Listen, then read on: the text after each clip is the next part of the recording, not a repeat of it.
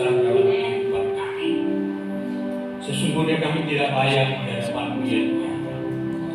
Tapi Engkau telah memilih kami untuk boleh menikmati kasih-Mu di dalam perjalanan kehidupan kami. Engkau yang senantiasa mau mengampuni kami apabila kami datang kepada-Mu ya Tuhan. Dengan segenap kerendahan hati kami, apabila kami datang di hadapan-Mu, maka Engkau senantiasa siap mengampuni kami. Engkau yang terus akan memperbarui hidup kami kalau kami sungguh-sungguh menyerahkan hidup kami ke dalam tangan-Mu ya Tuhan. Bapa di surga, sebentar kami mau mendengarkan firman-Mu ya Tuhan. Firman-Mu lah yang mengajar kami, yang mendidik kami, supaya hidup kami boleh sesuai dengan kehendak-Mu ya Tuhan. Dan biarlah kuasa Roh Kudus-Mu ya Tuhan menguasai kehidupan kami semua, kehidupan jiwa kami, boleh menjadi sungguh-sungguh ada di dalam pemeliharaan Tuhan. Dan hari demi hari hidup kami boleh terus bersyukur dan memuliakan Engkau ya Tuhan. Ampuni ya Tuhan segala dosa-dosa kami. Dan biarlah hikmat daripada Engkau terus memimpin kami sampai kami bertemu dengan Engkau di tempat yang kekal, itu bersama-sama dengan Engkau di tempat yang Engkau sediakan bagi kami ya Bapa. Terima kasih Tuhan. Inilah doa kami yang kami bacakan di dalam nama Yesus Kristus, Tuhan dan Juru Selamat kami. Amin. Silakan duduk.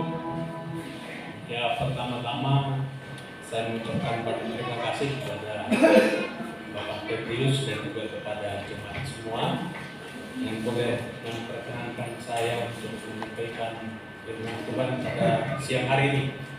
Ya, bulan lalu, 2 bulan lalu atau bulan lalu kami kebetulan bertemu di puncak di Wisma PGI itu dalam rangka jaringan doa nasional. Jadi dalam acara tersebut ngobrol ya bisa melayani di gereja ya bisa saja karena ada waktu ya. Mungkin saya sendiri mungkin sudah dikenal banyak yang di sini jemaat ya, mulai jemaat gereja Rehoboth ke kiri tempat ini saya sudah ada di sini.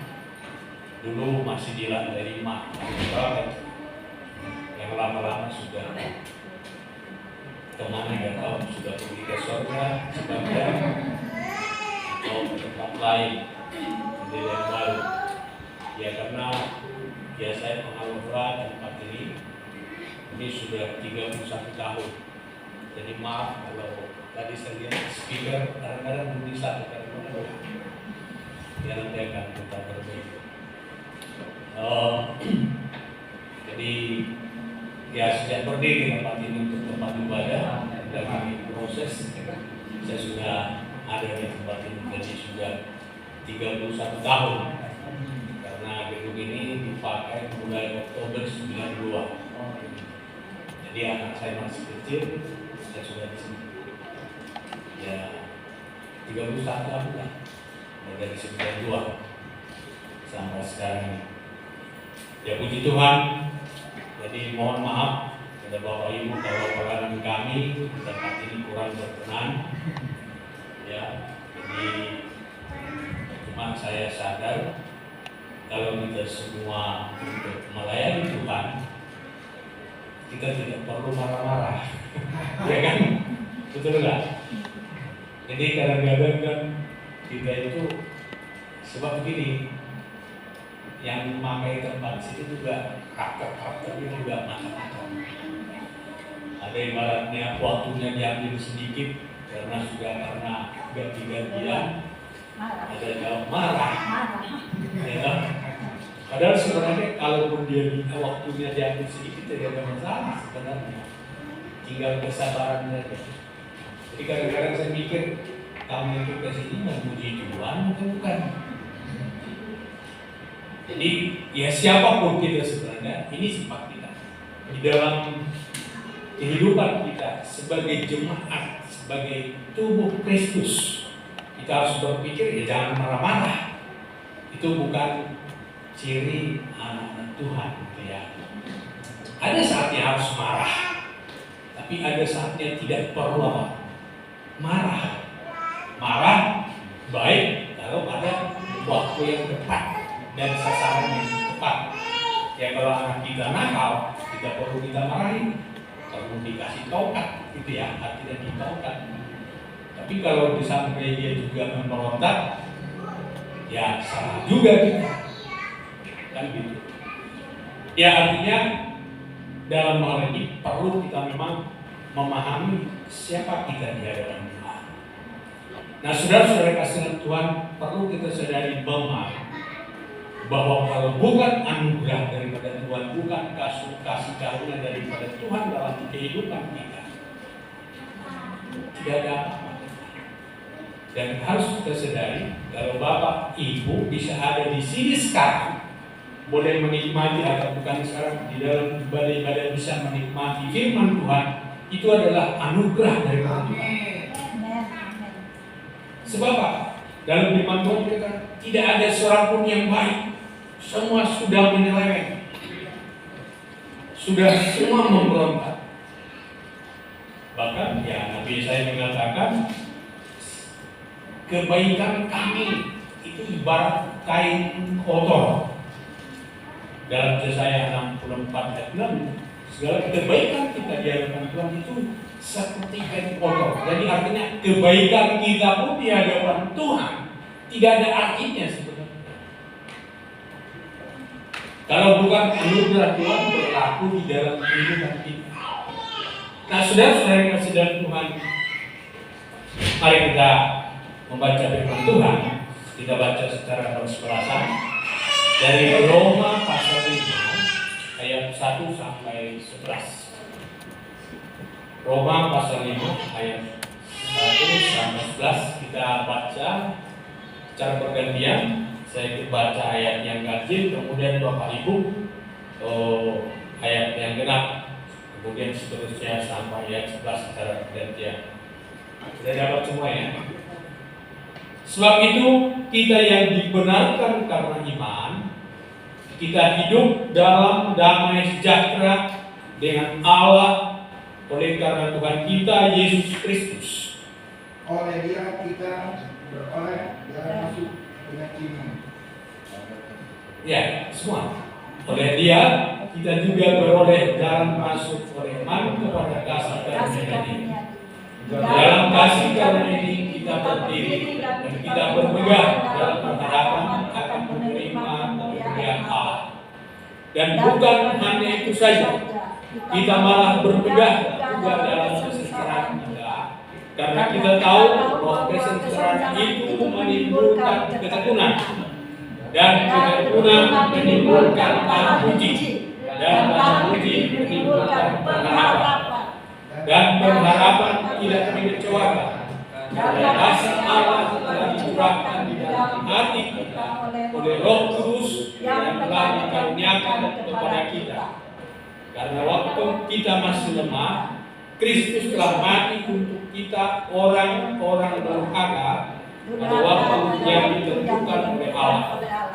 Sebab tidak mudah seorang yang mau dihukum orang yang benar, tapi mungkin orang yang baik ada orang yang berani mati. Akan tetapi Allah menunjukkan kasih-Nya kepada kita oleh karena Kristus telah mati untuk kita ketika kita masih berdosa. Lebih-lebih kita sekarang telah dibenarkan oleh darah-Nya, kita pasti akan diselamatkan dari murka Allah. Sebab jika kita ketika masih seteru diperdamaikan dengan Allah oleh kematian anaknya, lebih-lebih kita yang sekarang yang telah diperdamaikan pasti akan diselamatkan oleh hidupnya. Dan bukan hanya itu saja, kita malah bermegah dalam Allah oleh Yesus Kristus Tuhan kita, sebab oleh Dia kita telah menerima pendamaian. Amin. Puji Tuhan. Kalau kita renungkan ini betul-betul dalam kehidupan kita, kita hayati betul-betul, maka sebenarnya seberat apapun persoalan yang kita hadapi, kita akan tetap kuat. Karena hidup kita Yaitu tadi karena kasih karunia ada di dalam pemeliharaan Tuhan. Nah, saudara-saudara yang kasih dari Tuhan, seperti saya katakan tadi, tidak ada seorang pun yang baik. Semua sudah menyeleweng. Bahkan di dalam ayat 6 tadi, pasal 5 ayat 6 itu, kita justru disebut juga orang apa? Durhaka. Nah, orang durhaka seperti apa? Ya, orang durhaka, ya orang yang memberontak. Biasanya orang durhaka disebut itu adalah orang melawan orang tua. Sudah dipelihara, sudah dididik, dipelihara sampai besar, kemudian dia memberontak. Nah, disebut itu orang durhaka. Nah, kita punya ada cerita anak durhaka apa itu? Maling kundang gitu ya. Itu anak durhaka. Ya, untung Tuhan kita bukan seperti ibunya maling kundang. Kalau seperti ibunya maling kundang, wah kita semua sudah jadi bagus. Karena si maling kundang dikutuk oleh ibunya jadi batu. Tapi Tuhan kita bukan maling kundang. Dialah Tuhan yang sungguh-sungguh mengasihi kita. Saudara-saudara yang kasih dari diri kita sebenarnya sudah tidak ada yang mau berbuat baik, sudah melewati. Semuanya. Karena apa? Karena semuanya sudah jatuh di dalam dosa. Ya sebenarnya mencuri, membunuh, berzina itu bukan dosa. Tapi ini masih koma ya, belum titik. Tapi itu sebenarnya adalah apa? Manifestasi dari apa? Dosa. Jadi kalau kita orang yang berdosa, coba tampilkan dulu ya. Nggak bisa dibuka. Gantung ya. Nggak bisa. Belum bisa. Belum bisa. Ya, iblis enggak. Iya, jadi semua, ya saya katakan begini.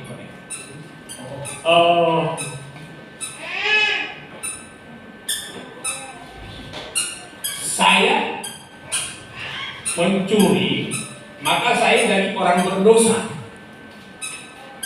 Atau saya berdosa, maka saya mencuri. Coba ya. Saya berdosa, maka saya mencuri, maka saya orang berdosa. Atau saya orang berdosa, maka saya mencuri. Mana kira-kira benar?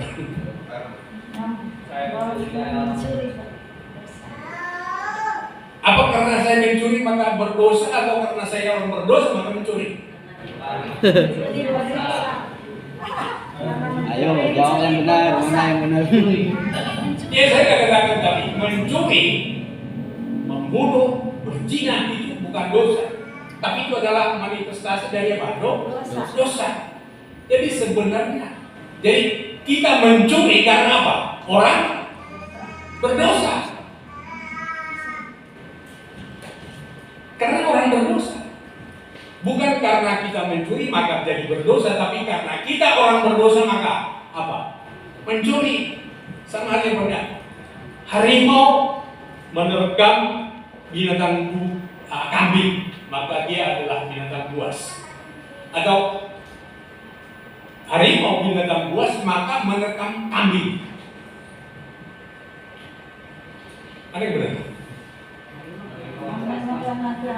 Harimau menerkam kambing maka dia binatang buas. Atau harimau binatang buas maka menerkam kambing. Yang kedua kan? Anak harimau itu binatang buas enggak? Anak harimau itu binatang buas enggak? Dia belum pernah juga menerkam kambing, tapi dia binatang apa? Buas. Jadi, saudara mencuri enggak? Enggak, tapi biar enggak mencuri, tetap orang apa? Berdosa. Tetapi, ya itu sejak Adam jatuh di dalam dosa, maka semua orang menjadi apa? Orang berdosa. Nah, oleh karena dosa, maka semua sifat kita menjadi perbuatan dosa. berbuat dosa. Jadi saya katakan tadi, kita berdosa bukan karena mencuri, karena berzina bukan, tapi karena kita orang berdosa maka apa? Mencuri, berzina. Nah, saudara-saudara yang kasih Tuhan, kalau kita pikir memang sebagai katakan Adam tidak disuka, Adam berbuat dosa, tapi Adam jatuh di dalam apa? Dosa. Maka dia jadi orang berdosa. Semua manusia menjadi orang apa? Berdosa. Nah, di pengadilan disebutkan orang neraka, dan sebenarnya hukuman yang layak kita terima. Tapi puji Tuhan, oleh kasih karunia-Nya 2000 tahun yang lalu, Yesus mati di kayu salib untuk menebus kita. Dia mengaruniakan kepada kita dengan mengorbankan darahnya supaya kita diselamatkan. Nah, jadi saudara-saudara, kita jadi kalau saya buat contoh begini ya. Waktu Adam diciptakan, dia punya dua kemampuan. Mampu untuk berdosa dan mampu untuk tidak berdosa. Tapi akhirnya dia jatuh di dalam dosa. Nah, kita semua. Nah, sejak itu kemudian maka semua manusia mampu berdosa dan tidak mampu untuk tidak berdosa. Jadi tidak bisa. Tapi sejak kita menerima Kristus, kita menerima kelahiran kembali oleh pekerjaan Roh Kudus yang bekerja sehingga kita menerima Kristus. Dia mati bagi kita, kembali lagi status kita. Jadi mampu berdosa, tapi mampu untuk tidak berdosa. Kembali lagi. Hanya di dalam perjanjian lama manusia dibenarkan karena mentaati hukum Allah. Tapi sekarang kita dibenarkan bukan karena mentaati hukum, tapi karena Kristus yang membenarkan kita. Amin. Yes. Nah, itu yang menjadi senjata yang ada di dalam diri kita yang sekarang ini. Artinya ketika kita ada di dalam Kristus, kita untuk hidup di dalam kesucian bukan karena kekuatan kita, tapi adalah pekerjaan Roh Tuhan dalam kehidupan kita. Karena Kristus telah menebus kita dengan mengorbankan dirinya mati di kayu salib. Jadi pembenaran kita bukan karena kita berbuat baik, tapi karena Kristus yang membenarkan kita. Dia telah mati menebus kita daripada apa? Dosa. Jadi bukan lagi kita berbuat baik supaya dibenarkan, bukan. Tapi kita dibenarkan. Nah, nanti perhatikan. Karena begini, sekarang bagaimana orang Yesus Kristus mati di kayu salib 2000 tahun yang lalu? Saudara, sudah lahir 2000 tahun lalu? Opungnya pun belum. Tahu opung? Kakek ya. Kakek dari kakek kita kan. Tapi bagaimana pekerjaan Kristus, pekerjaan Allah yang dulu 2000 tahun yang lalu dikerjakan di kayu, artinya terlaksana di kayu salib bisa berlaku sampai sekarang. Ini bisa saya kasih sebuah ilustrasi. Pada Perang Dunia Pertama itu begitu banyak orang mati karena terinfeksi. Jadi saya dengar tadi pagi teman-teman, pada dunia perang pertama itu mati orang sampai 7.000. Tapi perang dunia kedua itu 70 juta orang mati. Karena kenapa? Infeksi. Nah, baru tahun itu ada namanya John Fleming dari Inggris, itu baru menemukan antibiotik. Itu tahun 1920. Itu menemukan antibiotik sehingga ketika orang terinfeksi dan makan antibiotik bisa terselamatkan. Nah, jadi sekarang ibaratnya antibiotik itu ditemukan berapa tahun yang lalu, sudah hampir ratusan tahun yang lalu. Tapi masih berfungsi nggak sekarang? Kalau ada orang yang memakai antibiotik itu masih berguna nggak? Masih. Nah demikian juga darah Kristus yang tercurah 2000 tahun yang lalu yang masih berlaku bagi kita sampai saat ini. Cuma kalau orang yang sakit, kalau antibiotik terkena di apotek, dia di rumah sembuh nggak? Dia tidak sembuh. Harus diambil antibiotik itu diminum baru. Demikian juga darah Kristus harus kita terima masuk dalam diri kita, kita percaya, kita beriman. Itu baru berlaku bagi kita. Artinya pengorbanan Kristus berlaku bagi kita. Kita menjadi apa? Percaya kita datang yang bertobat lahir baru. Ya sebenarnya keselamatan itu ada. Kadang-kadang kan Yesus mati bagi kita percaya, kemudian kita diselamatkan. Nah kalau kita perhatikan keselamatan itu dalam konsep teologis ada 3 tahap. Pertama kita diapakan? Dibenarkan oleh darahnya, kita dijadikan jadi orang benar. Yang kedua baru didamaikan, kemudian diselamatkan. Nah, saudara-saudara kasih dalam Tuhan, nah ini nanti yang harus kita perhatikan. Itu bagaimana itu bisa kita rasakan itu dalam kehidupan kita, bukan hanya dalam teori saja, tapi itu akan harus memang merasuk di dalam diri kita. Jadi kalau kita didamaikan dengan Allah, ya berdamai dengan Tuhan.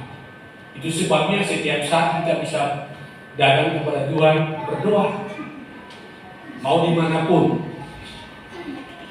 Coba kalau ada orang di sini baratnya berantem, mau ada pintu atau satu dari arah sana, satu dari sana. Kalau jangan begitu, mungkin satu atau ketemu di gang sempit lah, orang berantem.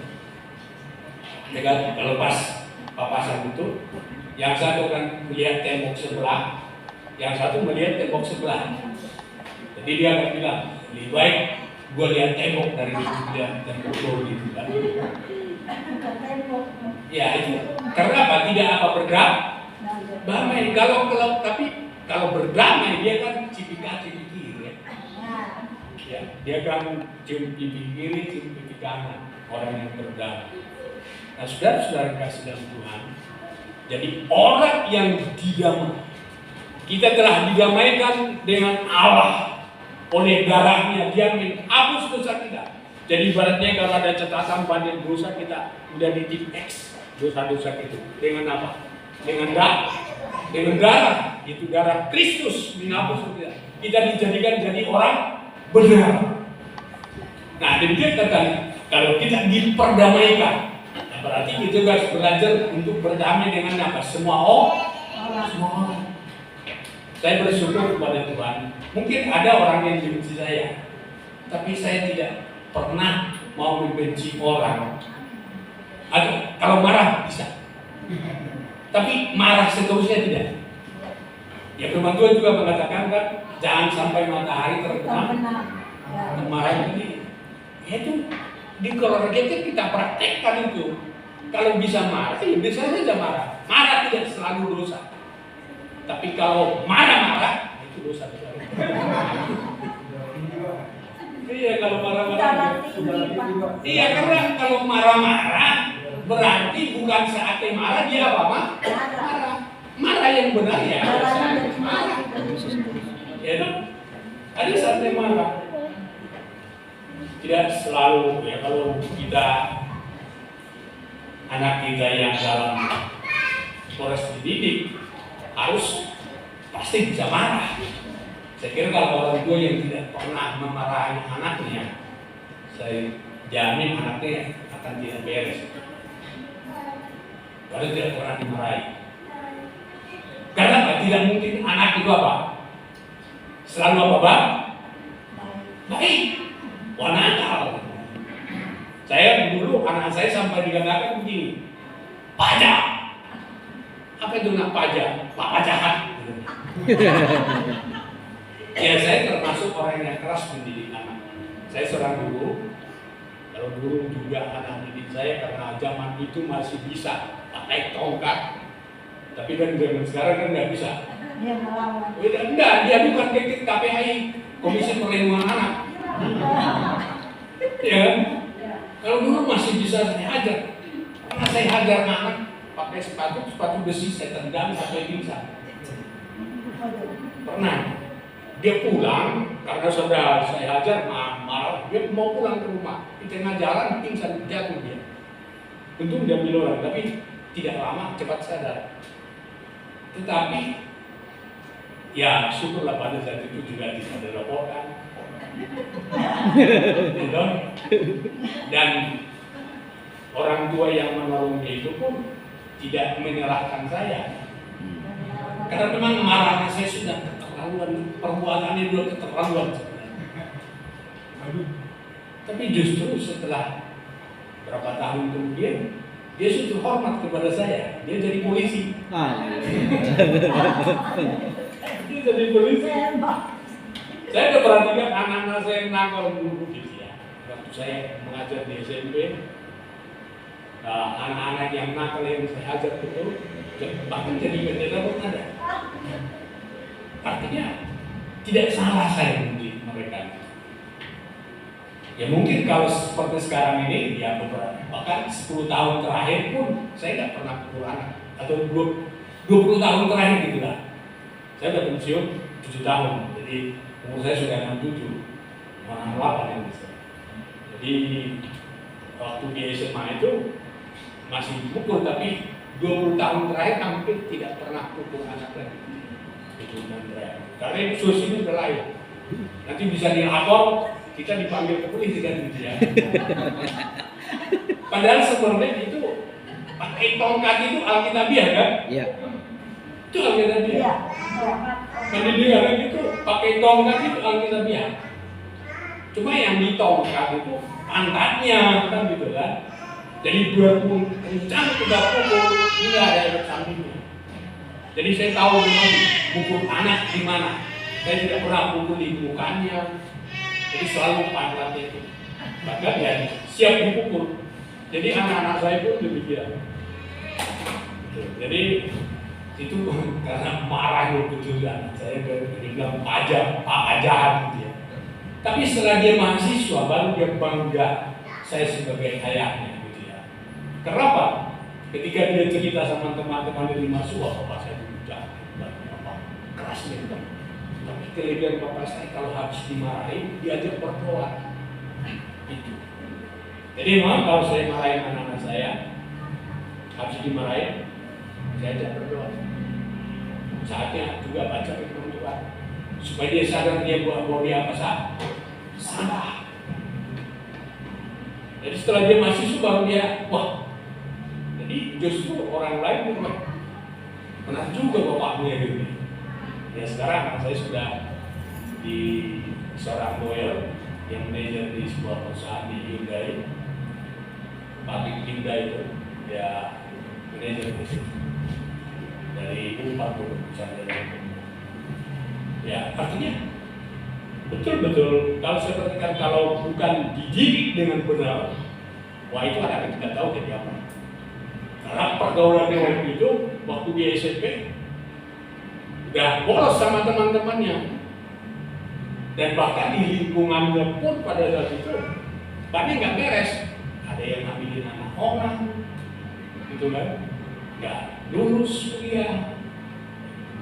Nah itu harus memang ya kebetulan di sini tidak terlalu banyak punya anak kecil, gitu ya. Tapi dari pelajaran bahwa mendidik anak itu tidak mudah, ya. Kita harus betul-betul belajar menjadi seorang ayah, menjadi pendidik supaya kita bisa berhasil.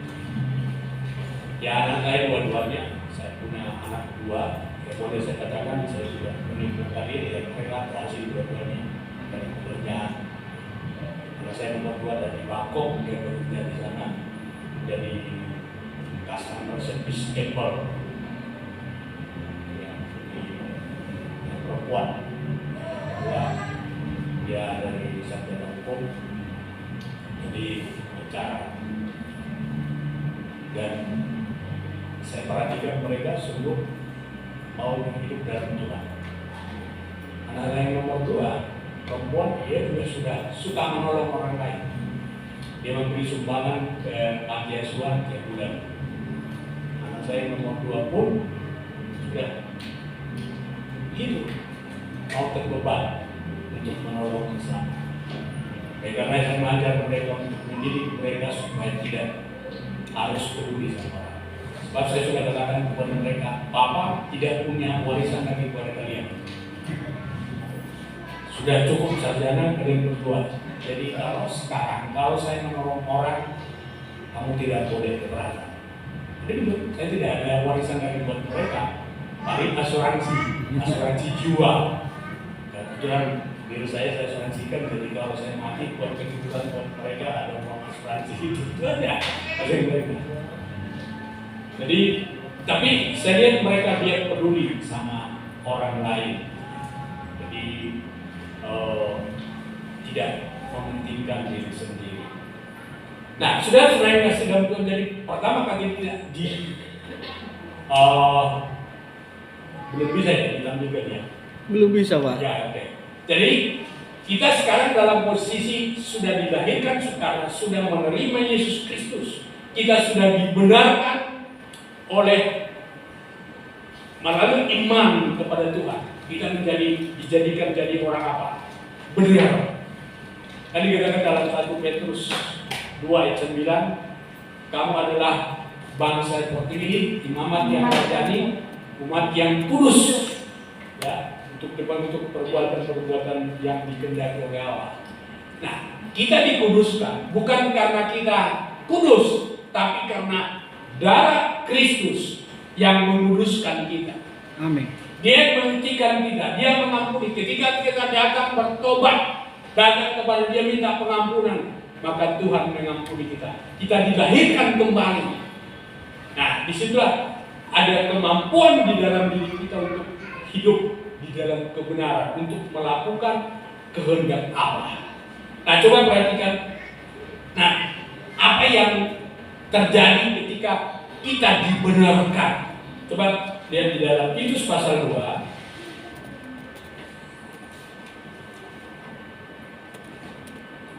Ya, Titus pasal 2 ayat 11. Karena kasih karunia Allah yang menyelamatkan semua manusia sudah nyata. Tentu di sini menyelamatkan semua bukan berarti semua manusia. Memang memungkinkan semua bisa diselamatkan, tapi yang diselamatkan adalah orang yang menerima anugerah Tuhan. Jadi menyelamatkan semua manusia sudah nyata. Jadi terus ia mendidik kita supaya kita meninggalkan kefasikan. Jadi keselamatan yang Tuhan berikan kepada kita mendidik kita supaya kita meninggalkan apa? Kefasikan dan Keinginan duniawi. Keinginan duniawi. Jadi kita diselamatkan supaya kita dididik. Nah, kalau orang dididik, berarti ada proses apa? Pertumbuhan. Karakternya harus makin baik. Artinya bertumbuh. Jadi kalau dari jemaat 15 tahun lalu masih suka nipu orang, sudah 15 tahun jadi masih suka nipu orang, ya berarti nggak berlaku darah Kristus di dalam hidup. Ini harus koreksi diri kita. Apakah kita bertumbuh di dalam iman? Harus ada sesuatu yang berbau harum dari diri kita. Artinya ada muncul kebaikan-kebaikan yang dikehendaki oleh Allah dalam kehidupan kita.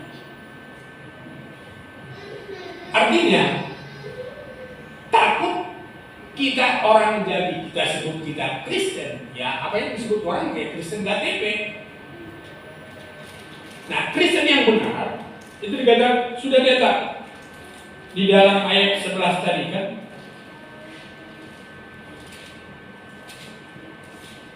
Ya, Titus pasal 2 tadi. Ya. Ya. Yang mendidik ayat 11. Sesudah itu. Oke. Nah, Ya. Dia mendidik kita supaya kita meninggalkan kefasikan dan keinginan duniawi. Jadi meninggalkan kefasikan. Nah, itu artinya itu bekerja. Sama halnya tadi Kalau sekedar kita sakit, kena infeksi, tapi obat itu tetap di apotek, kita di rumah, kita nggak sembuh. Sama halnya kalau kita memang kita katakan percaya, tapi darah Kristus, karya Kristus tidak bekerja di dalam hidup kita tidak mau terima, ya sama saja. Kita tidak ada perubahan. Nah, saudara-saudara yang kasih dalam Tuhan, kita sudah dilahirkan, jadi kembali, kita sudah dibenarkan. Dan Roma pasal 5 tadi, kita dibenarkan, kita didamaikan, kita diselamatkan. Jadi orang yang diselamatkan itu secara rohani dia apa? Bertumbuh. Yes. Dewasa. Amin. Harus tambah dewasa. Kalau suka ngomel ya berubah. Tidak lagi suka ngomel, tidak suka marah-marah, tidak lagi gitu. Harus ada perubahan. Saya heran kalau ada orang Kristen masih dendam sampai bertahun-tahun sama sesamanya. Saya pikir bagaimana ini berdoa Bapak kami gitu ya. Bapak kami yang di surga itu, ampunilah kami seperti kami. Kami mengampuni orang bersalah kepada kami. Tapi masih ada kebencian. Oh, paling. Itu namanya bukan munafik itu. Muka-muka Nabi pikiran kacau. Ya kan? Pikiran kacau seperti itu. Gangguan. Kita harus, jadi mari kita koreksi diri kita. Sudah ada pembaharuan di dalam diri kita. Ya tentu kita harus tetap datang kepada Tuhan. Ya saya mau tanya, kita masih mungkin jatuh dalam dosa enggak? Masih. Kenapa? Kita masih ada di dalam badan daging yang akan binasa. Nanti memang ada saatnya kita tidak mampu untuk berdosa. Ketika kita sudah mendapatkan tubuh kemuliaan, tidak mungkin lagi kita mampu untuk berdosa. Berubah. Dan dirubah dan menjadi tubuh kemuliaan. Ada saatnya, tapi sampai sekarang, tapi darah Kristus masih tersedia bagi kita untuk apa? Menghapus apa dosa kita. Pengampunannya terus tersedia. Tapi bukan berarti berbuat dosa dulu kan. Tuhan juga ampuni. Itu bukan begitu. Itu tidak bekerja. Roh Kudus tidak bekerja. Kasih karunia Kristus itu tidak mendidik kita dalam hal ini. Yang mendidik kita ada proses pertumbuhan di dalam kehidupan kita. Itu harus kita koreksi dalam diri kita. Apakah saya sudah bertumbuh? Ya saya katakan, kalau saudara masih sekarang ini membenci orang, pulang bertobat. Yes. Asli yang unik. Kan juga firman Tuhan, Pak. Sedapat-dapatnya kalau kamu usahakanlah untuk berdamai dengan semua orang. Kenapa dikatakan sedapat-dapatnya? Sebab begini, pada saya bermusuhan dengan Pak Yohanes.